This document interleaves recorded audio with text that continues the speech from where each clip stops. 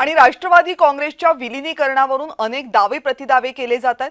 बहीण भावांमध्ये विलीनीकरणावर बोलणं झालं हे वास्तव आहे असं वक्तव्य सुप्रिया सुळे यांनी केलं।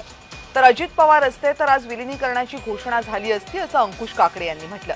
या संदर्भात सुनील तटकरे यांनी ही प्रतिक्रिया दिली। दादा असता तर खूपशा गोष्टी झाल्या असत्या। रेवतीच्या लग्नाची अनाउन्समेंट पण दादानीच केली असती।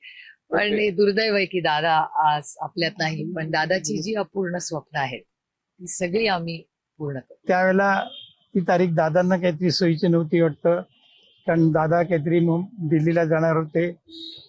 जयंतरावांना काहीतरी सोयीची नव्हती, म्हणून जयंतरावांचं स्टेटमेंट आपण पाहिलं असेल। ते त्यावेळेला म्हणाले, दादा म्हणाले होते की ठीक आहे, जयंतरावांना जी तारीख असेल त्या तारखेला आपण एकत्रीकरणाचा निर्णय करू। आणि माझ्या माहितीप्रमाणे ती तारीख 12 तारीख ठरली होती, परंतु दुर्दैवाने 28 तारखेची दुर्घटना घडली।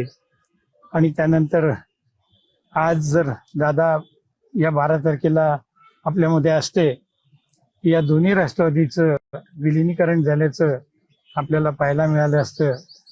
दुर्दैवाने दादा नाहीत। आमच्या पक्षाचा भूमिकेचा प्रश्न येतोच कुठे, कारण मी वारंवार या बाबतीमध्ये ज्यावेळेला महाराष्ट्राचे थोर शिल्पकार चव्हाण साहेबांच्या समाधीच्या ठिकाणी नतमस्तक होण्यासाठी वेणी गेला, त्यावेळेपासून मी विचारलं की बाबा विलीनीकरण कुठल्या पक्षामध्ये।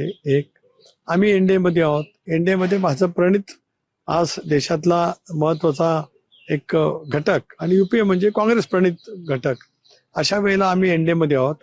दादा असतानाच मी वारंवार भूमिका स्पष्ट केली की आम्ही निर्णय घेतला सामूहिकरित्या दादाच्या नेतृत्वाखाली एनडीए सोबत जाण्याचा।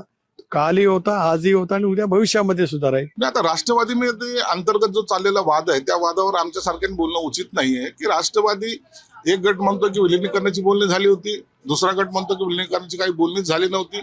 आता ज्यांच्या समोर हे सगळं काही प्रकार घडले होते ते अजितदादा आज हयात नाहीत, म्हणून आता नेमकं काय घडलं, त्याचे काय पुरावे या खोलात जाण्यापेक्षा त्या दोन्ही पक्षाचं एकमेकाशी असलेलं आता तर नातं मला वाटतं आता दूर होत चाललेलं आहे, म्हणून विलीनीकरण होईल अशी शक्यता थोडी कमी वाटते।